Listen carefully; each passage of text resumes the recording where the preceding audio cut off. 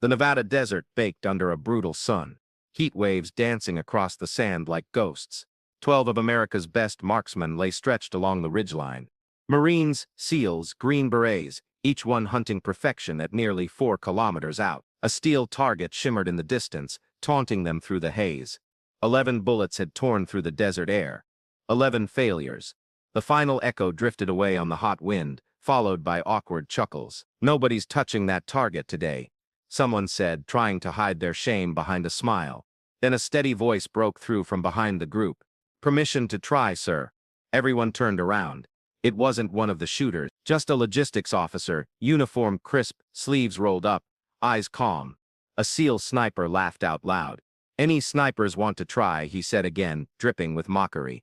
More laughter erupted. She didn't join in. She simply adjusted her cap, boots crunching in the dust, and walked toward the rifle like she'd done it 1,000 times before. "Before we continue, make sure you follow Military and Veteran Stories so you catch every real story of bravery, and drop a comment telling us where you're watching from today." Captain Rachel Dawson stood at the edge of the range, clipboard gripped tight, desert wind pulling at her uniform. On the surface she was just another logistics officer tracking ammunition counts and rifle numbers for the Fort Irwin trials. Nothing flashy, nothing dangerous. But her stillness, the kind that comes from years of training, made her different from everyone else around her. She'd been there since sunrise, observing the men take their shots. 11 rounds, 11 misses. Her notes were neat and detailed, tracking weapon temperature, wind changes, barrel movement. But what she didn't write down was the rhythm she felt in her chest every time a trigger pulled, the instinct of someone who used to live behind a scope. To everyone else she was the quiet captain, who kept supplies stocked and paperwork perfect. Nobody knew she could calculate wind drift faster than the weather station, or sense a crosswind before the flag showed it. Those were skills she'd buried deep, along with her old call sign, and a part of herself she never planned to dig up again. Master Chief Jared Cole leaned against a Humvee, sunglasses hiding his smug grin. He was everything Rachel wasn't: loud, cocky, worshipped by the younger shooters who hung on his every word. A Navy SEAL sniper instructor with 3 combat tours and enough confidence to fill the whole desert. "These guys think they're gods," he'd bragged earlier. But at this distance, even gods miss. He'd laughed at his own joke, the men echoing him like clockwork. When the 11th shot clanged off target, Cole's voice carried across the sand. "It's not luck, it's physics," he said with a shrug, "and physics just told us we're done here." From the observation deck, General Reynolds lowered his field glasses. His movements were slower now, age showing in the lines around his eyes. But his mind stayed sharp as ever. The name Rachel Dawson had caught his attention the moment he saw it on the roster. He'd known a Dawson once. A young sniper who'd saved an entire convoy in Helmand Province by threading a bullet through a window 3 kilometers away. That was 9 years back under a different name, a different life. Sergeant Mac Donovan, the range officer, noticed the general's attention drift toward the woman with the clipboard. Mac knew Rachel better than most, at least as much as she let anyone know her. She wasn't the type to discuss her past, but sometimes during equipment checks, her hands moved like she'd handled rifles in ways that went far beyond inventory work. The kind of touch that came from respect, not curiosity. He'd once asked if she'd ever qualified as a marksman. She'd just smiled and said, "Long time ago." Now she stood under the same burning sun as the others, but her energy was different, controlled, purposeful. Her left thumb tapped lightly against her clipboard every few seconds. 3 beats, pause, 3 beats again. It wasn't random, it was the rhythm of controlled breathing. The smell of burnt gunpowder hung in the air, and for just a moment, everything around her blurred. The wind faded, the laughter disappeared, and she was somewhere else completely. A freezing ridge in Afghanistan, night vision painting everything green, heartbeat steady. Target at 2,700 meters. A voice crackled through the radio. "Confirmed," she'd whispered back. Then sudden chaos, gunfire, screaming, the radio turning to static, then silence. She blinked hard, pulling herself back to now. The clipboard was still in her hands, the desert still scorching, but her throat felt tight. She swallowed once, refocusing on the range. The soldiers were still laughing. Cole was wiping sweat from his face, gesturing toward the new rifle system, resting on its stand. A Shaytak M300 prototype, capable of shots beyond what anyone here had ever attempted. "Range officer," Cole barked, "we're done cooking out here. Tell command this toy isn't ready." Mac's voice came calm from his station. "Copy that, Chief. We'll wrap up after final calibration." Rachel wrote something down slow and precise, her handwriting tiny and careful. She didn't look up as Cole passed by, though she could feel his grin aimed at her. "Hell of a view out here, huh, Captain?" he said. "Depends what you're looking for, Chief," she replied evenly. He chuckled. "You logistics people always got an answer." General Reynolds had moved closer now, boots crunching softly on gravel. "Captain Dawson," he said, his voice calm but curious. "You seem to know your way around these weapons." Rachel looked up briefly, eyes meeting his. There was a flicker there, recognition on both sides, but it passed quickly. "Only enough to keep them clean, sir," she said. Reynolds murmured. "That's a shame." She turned her gaze back to the shooters. Another soldier was setting up for one last try, stubborn pride pushing him forward. The wind shifted, a subtle left-to-right push, and Rachel's eyes tracked the dust swirling along the ridge. Without thinking, she whispered, "He's going to miss left." The shot cracked, the bullet hit sand 3 meters wide. Mac heard her. "You called that before he fired," he said quietly. She gave a small, almost apologetic shrug. Old habit. For a moment Mac studied her face, the calm control, the distant stare that didn't belong to a supply officer. He'd seen that same look in combat veterans, who carried ghosts wherever they went. Cole shook his head in disbelief. "This range is cursed," he said, setting his rifle down. "Nobody's making that shot. Not today." And that's when Rachel's thumb stopped tapping. Her breathing evened out. A part of her buried deep under layers of routine and paperwork stirred again. She didn't want to step forward. Not here, not now. But something in her refused to let the mockery go unchallenged. Not for pride, but for truth. She knew what this rifle could do. More importantly, she knew what she could do. She looked toward the horizon, where the steel target shimmered in the heat. For most people, it was just a dot. For her it was a conversation waiting to happen. Behind her, Cole was still laughing. "Any snipers want to try?" She took a slow breath, turned and raised her voice. "Permission to try, sir." Words came steady, but inside her pulse quickened, not from nerves but from awakening. The kind of awakening that only comes when a soldier remembers who they used to be. Cole folded his arms and leaned against the sandbag wall, smirk stretching wide. "All right, Captain," he said, voice dripping with amusement. "You want to give it a shot? Let's see what supply school teaches these days." The men around him chuckled, boots grinding dust, sunglasses flashing under the sun. To them, this was entertainment, one more way to kill time between drills. Rachel didn't respond. She simply nodded once, calm and professional, and set her clipboard on the nearest crate. Cole gestured toward the firing bench. "Be my guest. The guys could use some entertainment." She walked forward, not rushing, not hesitant. Each step left a clean print in the sand. The air shimmered like the heat was holding its breath. The rifle sat gleaming on the bench, massive, dark, the kind of weapon built for legends. The crowd's whispers trailed her like a shadow. "She won't even find the target.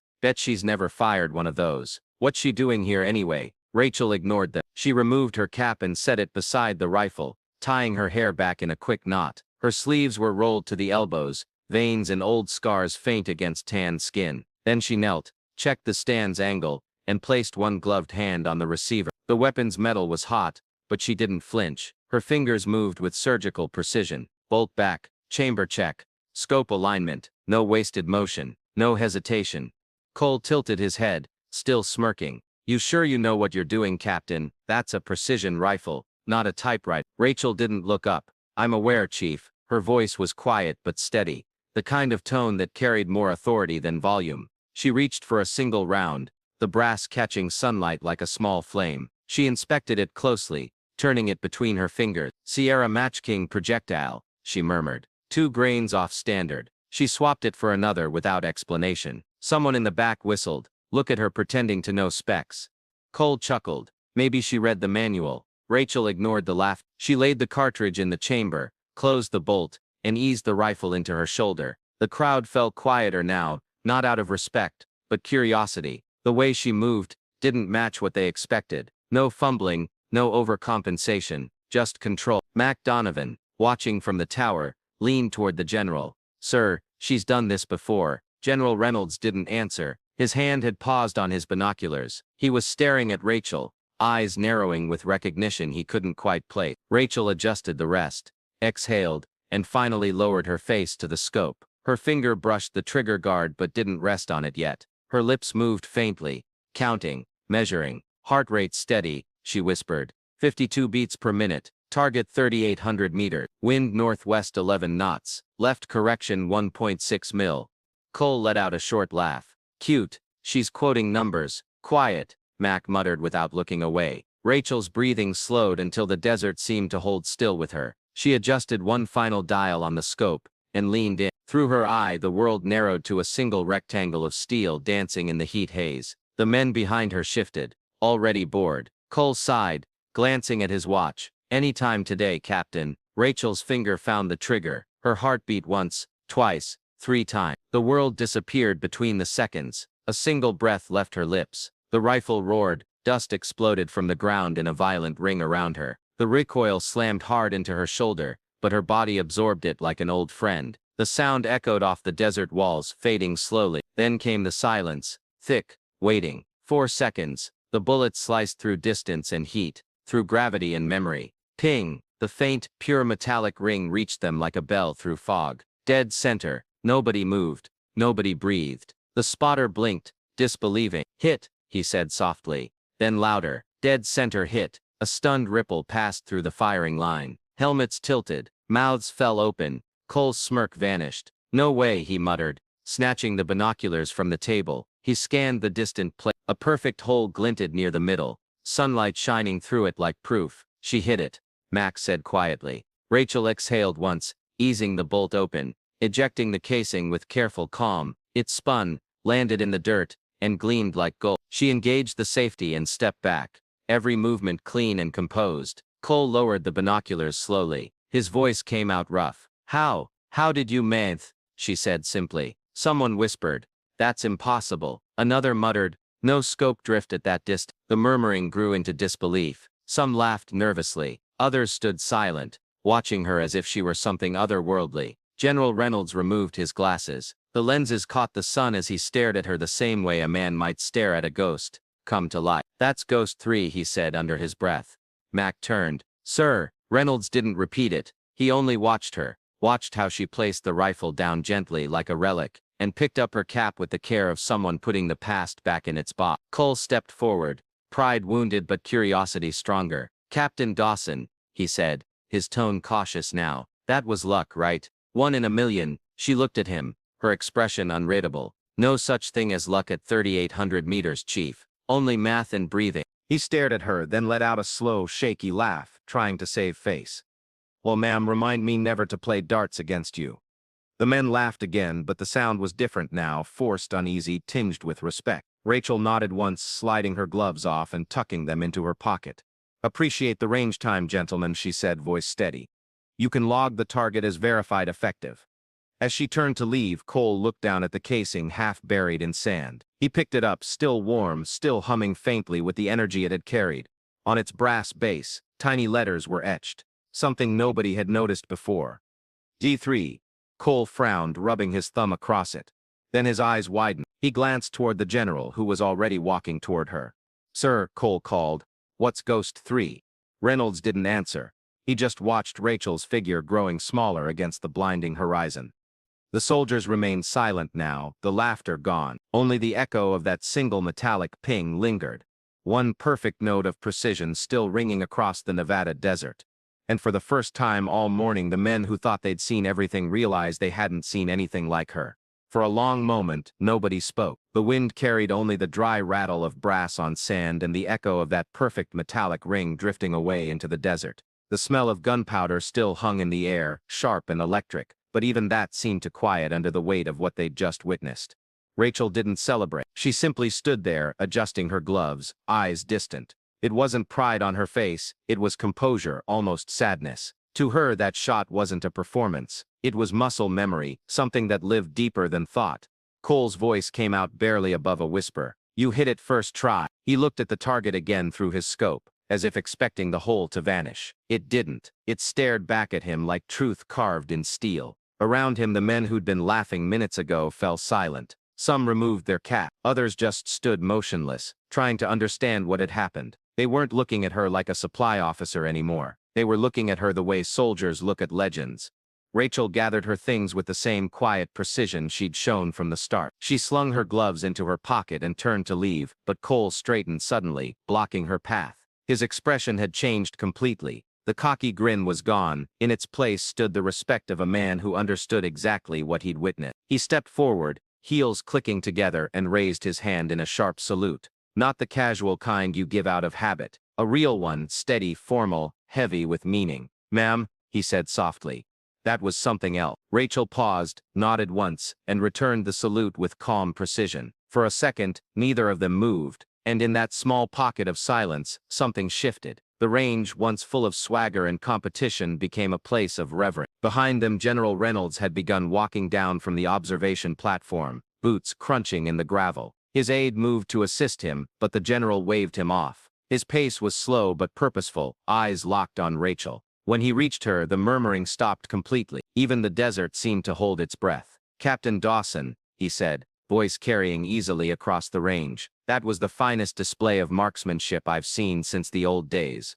She stood at attention automatically. "Thank you, sir." Reynolds studied her face. There it was again, the same calm eyes, the same controlled breathing he'd seen years ago through a drone feed from a ridge in Helmand Province. The shot that had saved 20 men pinned under fire. He'd never known who she was back then, just a code name passed through encrypted channel. But now here she was, flesh and bone, standing before him like a ghost, resurrected. His voice softened, almost reverent. "I didn't recognize you at first. Been a long time since Bagram." Her composure faltered for the briefest second. "You were there," she said quietly. "I was," he replied. Then, loud enough for everyone to hear, he stepped forward and offered a slow, deliberate salute. "Thank you for your service, Ghost 3.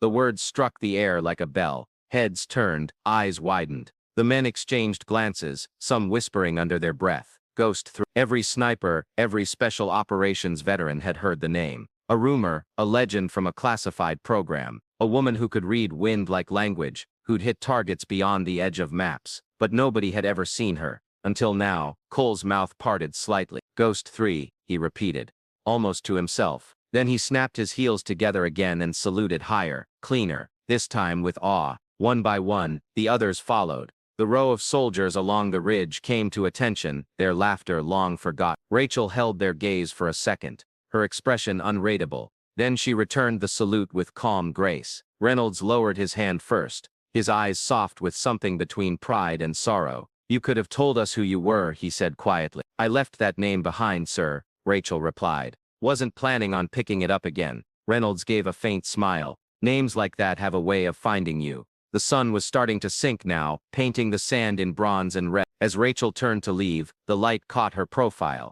The calm of a soldier who'd carried too much, lost too much, and still stood tall. Nobody spoke as she walked past them. The only sound was her boots on the gravel, and the slow rustle of the desert wind. The men remained at attention, their salutes frozen in place until she disappeared beyond the tents. Cole exhaled, still staring after her. "Ghost 3, he said quietly, half to himself. "Guess the legends were real after all." Reynolds slipped his hands behind his back and looked toward the far-off target, where the single bullet hole gleamed in the dying light. "They usually are," he murmured. "You just don't expect to meet them again." As the sun dipped below the ridgeline, the base lights flickered on, illuminating the range. But the air still carried that hum, that electric silence that follows history being made. And somewhere beyond the dunes, Rachel Dawson kept walking, the salute of a dozen men behind her, and the sound of one perfect shot echoing in her mind, fading slowly into peace. The armory was silent, except for the faint hum of fluorescent lights, and the soft click of metal against metal. Rachel sat alone at the maintenance bench, taking apart the same rifle she'd used that morning. Piece by piece, she cleaned each component with practiced care, as if the motion itself could steady her thoughts. The brass casing from her shot lay beside her tool. She'd kept it not as a trophy, but as a reminder of what she'd almost left behind. The door creaked open, heavy footsteps crossed the concrete floor. She didn't need to look up. "Still awake, Captain?" "Couldn't sleep, sir," she said quietly. General Reynolds came closer, stopping beside the bench. He watched her work for a moment, before speaking again. "You always clean your own rifles?" She nodded. "Always did. They talk to you if you listen long enough." Reynolds smiled faintly. "That's what my sniper instructor used to say back in '82. Never thought I'd hear it again." He took off his cap and set it on the table, studying her face. Under the harsh white light, the calm mask she wore all day looked thinner, cracks showing around the eye, a kind of fatigue that no amount of rest could fix. "You knew who I was," she said finally, not looking up from the rifle. "I did," Reynolds admitted. but I didn't believe it until today. She set the bolt aside carefully. Most people didn't. That was the idea. He nodded slowly. Operation Iron Veil. Kandahar. 2016. I read the classified after-action report back then, though half the names were blacked out. A team of 6 pinned under heavy fire in an abandoned compound. 4 killed in action. 1 wounded. 1 survivor. Rachel's hands stopped moving. Her eyes stayed fixed on the rifle parts laid out before her. But her voice grew quieter. They were good people, sir. The best. We went in expecting a quick extraction. Intel said low resistance. And it wasn't. No, sir. It wasn't. The hum of the lights filled the silence. She took a slow breath. They never told me the feed from my Overwatch camera was transmitted to command. Reynolds nodded. That's how I saw it. You held position for 49 minutes under fire. Covered their retreat until the helicopter arrived. Too long, she whispered. They didn't make it. He studied her for a moment. That wasn't your fault. Rachel finally looked at him, eyes clear but heavy. Fault doesn't care who you blame, sir. I pulled the trigger. I ended lives. After a while, you stopped counting the difference. Her voice faltered, but she forced herself to keep speaking. When the debrief ended, I asked for transfer to logistics. I didn't want a rifle in my hands again. Reynolds leaned on the table, his tone gentle. You weren't running away, Captain. You were trying to breathe. Maybe she gave a small hollow smile, but I built a quiet life here. Numbers, supply routes, ammunition counts. No faces, no call signs, just order and quiet. He nodded. Until today. She exhaled slowly, laying the cleaned barrel aside. I didn't mean to step forward, sir. It just happened. Instinct, he said. Training doesn't die easy. Neither do ghosts. Reynolds regarded her in silence, then reached into his coat and placed a thick envelope on the bench. It was stamped classified eyes only. What's this? She asked. A proposed counter-terror defense program under Joint Command. They're building a new sniper training initiative for unconventional warfare scenarios. They need someone who understands both sides of the scope. She didn't touch the folder. And you think that's me? I don't think, Captain. I know. Rachel shook her head. No, sir. I'm done with that world. There are younger shooters, better shooters. He interrupted softly. There are no better shooters, and none with your mind. You don't just see targets, you see variables. Probabilities, outcomes. That's not just skill, it's God-given, if you ask me. She gave a small weary laugh. God has an odd sense of humor. Then Reynolds leaned forward slightly. Sometimes God gives marksmen not to take life, but to save it. The words hung in the air between them, quiet but weighty. Rachel stared at him for a long moment, the reflection of the overhead light dancing in her eyes. You really believe that? I've seen enough wars to believe we need people like you. People who remember what the cost feels like. You could train shooters to think before they pull the trigger. You could save lives, Captain. Not just ours but theirs too. Her gaze drifted down to the brass casing on the table. It gleamed faintly under the light. She reached out, ran her thumb over the rim, and sighed. I appreciate the offer, sir, she said finally. Her voice soft. But I've given enough of myself to that cause. I'm not a soldier anymore. Reynolds straightened, picking up his cap. That's where you're wrong, he said gently. A soldier isn't what you do, it's who you are.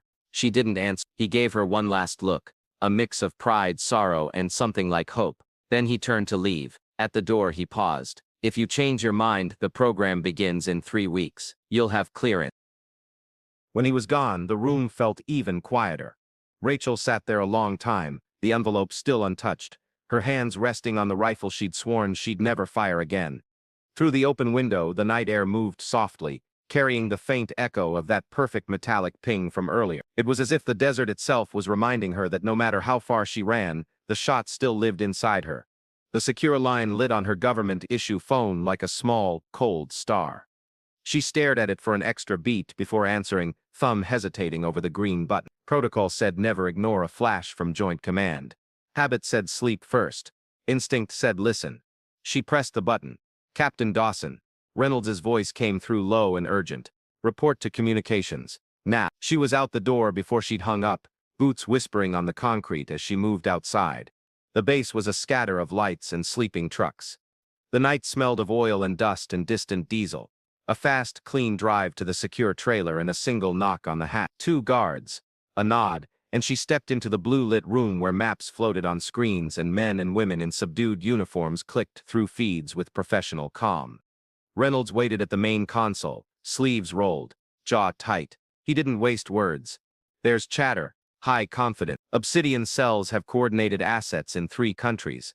One pattern points to a planned strike during the upcoming joint military summit in Washington. He tapped the screen. Satellite overlays, intercepted communication snippets, travel manifests, names, dates, a grainy image of a man with a sniper's cold eyes. She listened without reaction, the way you study a diagram you've seen before. Her fingers tightened around a coffee cup that had gone cold at the edge of the table. "Why me?" she asked finally, asking the obvious to clear the air. "Because they're using methodology you saw before," Reynolds said. "Long-distance staging, crosswind masking, mirrored scopes, decoy position, and they're not improvising. They've trained. They're precise. We need someone who knows what a shooter thinks at those ranges. Not just how to shoot, but how to plan, how to hide their intent, how to think like a ghost. You built that language once, Rachel. We need it back." The room seemed to fold around his words. Men and women who had never met her before glanced up with curiosity, now sharpened into respect. Her past history was no longer rumor. It was a resource, a responsibility. He slid a classified packet toward her. "You won't be going alone. Joint Task Force will supply resources, technology, intelligence, a small operational team under your command. We need you to craft the counter-sniper plan to anticipate their choices before they make them. Can you do that?" Inside, her mind cataloged variables like a weather station. Time to event, probable firing arcs, urban echo points, potential insider vectors. Outside, she kept her face smooth, professional. The old knot in her chest, the one that tightened whenever a name rose in her head, began to ache. "If I go," she said slowly, measuring each syllable, "I need full access. No half clearances. No shadow files. Frank Collins at my side for ballistics. Operational autonomy once deployed. And I don't want press anywhere near the deployment schedule." Reynolds' eyes hardened at the mention of press. "Consider it done," he said. "You'll have what you need. But Rachel—" "Yes, sir. People will want answers from you. Not because they don't trust you, but because this is public, and the stakes are political. You'll be under a microscope." She swallowed. She pictured a dozen microphones and 1,000 opinion pieces. She pictured her mother's quiet kitchen, a voice that had wanted her to be safe. She pictured faces of men who trusted her sight lines in darker nights. The itch of guilt, old and familiar, rose like bile. Reynolds' voice softened. "I'm not asking you to carry this alone. We stand with you." The secure line clicked dead. The room hummed. Agents moved like ghosts around the table. But she felt more vividly alone than she had in months. Back in her small quarters, she flipped on the lamp and sat at the narrow table where the photos lived. They were old and worn at the corners, faces in desert light, candid smiles, a squad photo with dust on their shoulders, names embroidered on fatigues. 4 empty places now. 4 names she had memorized like a prayer. She smoothed the worn print with a shaking hand. Michael Reynolds, no relation, communications specialist, laughed like a diesel engine and loved his daughter's drawings pinned to his locker. Amanda Voss, tactical lead, crisp laugh. A way of moving that always made someone else look safer. James Hawkins, team leader, steady as rock, gave up his rations for everyone but never complained. Kevin Decker, quiet medic, always first to hand you water and last to take his own. She traced fingers over each face as if feeling for warmth. The nights after Kandahar had been full of this. Names on repeat until the syllables blurred. She had tried to drown them in supply manifests and shelf counts, but memory kept finding purchase. "If I can't bring them back," she whispered to the small room, to the silence, "maybe I can stop another Kandahar." She heard the truth in the sentence, the hard pivot of someone who had run from a thing only to circle back and face it. The hurt was still raw, an old burn that never quite healed, but the moral ledger in her chest had shifted. The idea of letting other families pay for the same silence that lived in her bones felt like a betrayal she could not tolerate. She rose and packed the photos in a small envelope, slid it into her kit. No trophy. A reminder. Morning came with orders already waiting. Clearance granted. Collins's approval faxed in. Logistics lines open. The Joint Task Force assigned a compact team, 1 intelligence analyst, a technology officer for acoustic and optical tracking, 2 former long-range shooters now in civilian roles, and a liaison to the Summit Security Cell in D.C. They met at dawn in Building 7. Collins was there before her, weathered grin tight, hands rough with oil and ballistics charts. He didn't ask why she'd come. He only clapped a hand to her shoulder and said, "You sure, Captain?" She looked at him, at the stack of new files labeled with locations and time. She met her own reflection in a laminated cover, hair pulled back, jaw set, past and present both visible. "Do I want to?" she said softly. "No. But I won't let ghosts make new families." Collins nodded once, the kind of look that meant the rest of his words were unnecessary. He believed in her the way a mentor believes in a student who finally understands a lesson. He believed because he'd seen her do impossible things in ways that left the same kind of prints she'd been making all morning. She breathed in, steadied herself, the taste of coffee bitter at the back of her throat, the echo of a metallic ping from the desert like an omen. Duty wasn't a choice, it was a weight. She shouldered it anyway. "All right," she said, voice even. "Let's build the track." Rachel's new team assembled in a converted hangar that still smelled faintly of motor oil and dust. 6 recruits stood waiting, a patchwork of uniforms and service histories. Army, Navy, Air Force, even a Marine corporal with an attitude sharp enough to cut steel. They weren't elite yet, but they had eyes that told her they wanted to be. She studied them in silence, clipboard tucked under one arm. "You're not here to prove who's the best," she said finally. "You're here to learn how not to miss. And that means unlearning half of what you think you know." There were raised brows and skeptical looks, but none spoke. She motioned toward the range where targets shimmered in the heat. "Precision isn't strength," she continued. "It's discipline. Control the noise in your head before you control the rifle in your hand." Training began before dawn and ended long after the sun had dropped behind the hills. Rachel taught by doing, not shouting. She made them sit in silence for hours, watching the flags twitch in the wind. She showed them how mirages bend light, how air itself can lie. They grumbled at first, but soon they started to see it. The rhythm, the invisible dance between breath and bullet. "Don't fight the wind," she told them one evening, as shadows stretched long. "Rid it, feel it, respect it." Her methods were different, calm, patient, surgical. Instead of competition, she built connection. Instead of punishment, precision. Slowly, the noise around her began to fade, replaced by quiet trust. Even the Marines stopped boasting. The young airmen started smiling again. At night when they all packed up, she would linger, watching them leave. It reminded her of something she'd thought she'd lost: purpose. Hope began to return, soft and unfamiliar, like sunlight through old glass. The mood changed 2 weeks later. During pre-mission preparation, Rachel noticed small inconsistencies in the encrypted communication log. Coordinates she hadn't entered appeared in briefing packets. A few sensor calibrations had been accessed remotely. Nothing obvious, but enough to feel wrong. At first she thought it was an error. Then she remembered Kandahar, the phantom coordinates that had drawn her team into the kill zone. The pit in her stomach told her this was no mistake. Someone inside was feeding data to the enemy. She said nothing to her team. Trust was their foundation, and she couldn't shatter it without proof. But she began to watch tiny details. Who lingered near the communication station? Who logged in late? Who avoided eye contact when reports were mentioned? Every smile became suspect. Every silence, a warning. That night, alone in her bunk, she scrolled through the old mission files again. 4 names, 4 faces.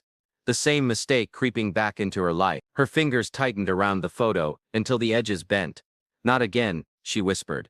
She encrypted a private message to Reynolds. Possible leak within task chain. Recommend internal trace. Team unaware. Then she deleted it from her outbox and lay awake until dawn, the desert wind rattling against the window. She couldn't afford to lose more people. Not to betrayal. Not again. Dawn painted the Nevada mountains in copper light. The counter-terror drill was meant to be routine, a simulation for summit defense. Rachel's team deployed across the ridge, calm and focused. But the moment the first crack of real gunfire cut through the morning, everyone knew something had gone wrong. "Live fire," Collins shouted over communications. Rachel's mind shifted into the old rhythm instantly. Chaos slowed. She scanned the ridge through her scope. Nothing. Then a glint, far, far out, 3,500 meters, almost invisible against the haze. The same distance, the same angle as the test shot that had revealed her to the world. "Team Bravo, cover civilians near Sector D," she ordered, voice steady. "Alpha, suppress false origin coordinates." "Collins, wind reading, 11 knots west. Crossdrift increasing," he said. She adjusted the dial. Her breathing steadied. 3.2 mil up, 1.4 left, she murmured. The world narrowed again. One breath, one squeeze. The shot thundered downrange. A second later, the explosion stopped mid-roar. The enemy sniper's round detonated short, cut from the sky by her own. Silence rolled back in like a tide.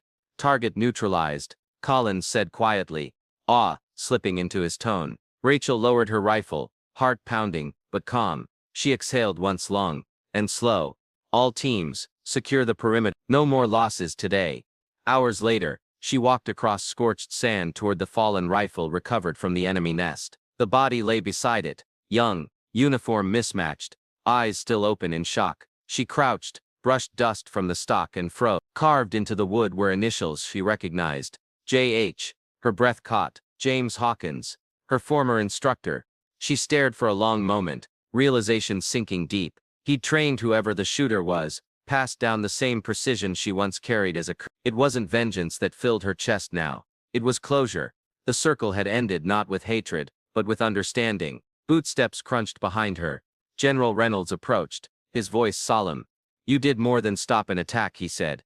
"You proved ghosts can come home." Rachel stood, eyes on the horizon where smoke was clearing into blue. Around them, soldiers straightened into quiet salute. No applause, no cheering, just silence, the kind reserved for those who've witnessed something sacred. She nodded once, accepting their gesture, then turned away from the body. The wind carried the faintest echo of that perfect metallic ring. Weeks later, the Nevada range was calm again. Rachel stood at the firing line, watching a new generation of soldiers settle behind their rifles. Their faces were focused but unburdened. She walked the line slowly, adjusting one stance, one scope, offering quiet words instead of commands. "Never chase the kill," she told them. "Chase the truth in your aim." The desert light caught her profile, calm, strong, finally at peace. When the last student packed up, she lingered a moment longer, gazing toward the far ridge where her legend had begun and ended. Then she turned toward the sunrise, hair tied back, boots leaving light prints in the sand. And that's how a quiet logistics captain reminded the military what discipline and humility can do. She didn't boast, she didn't argue, she just hit the shot nobody else could. If this story moved you, salute in the comments for every silent professional who still serves with honor. Tell us where you're watching from, and follow military and veteran stories for more real tales of courage, redemption and respect. Because some heroes don't shout, they just breathe, aim and make the impossible look effortless.